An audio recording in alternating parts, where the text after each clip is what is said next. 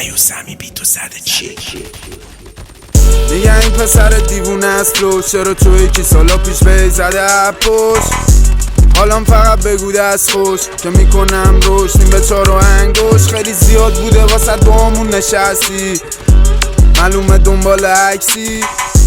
خودتم بعدم میفهمی که کیو عدست دادی و به چی میچسبی. اومدم روستا والا الان با دوستام تو روف گردم بچه شاخا رو کردم گوسپام. میخونم از دود کساکون و پول با یه رو گی سارون رو دور میزنم با موستانگ. میکنم چش تو چش با یه مش استوپه درکی نرفت کتش گذاشتم صفر کونش. از خودم پر روتر و گاییدم ملگوتم، من خودم رو میکشم خوب باشه سودش.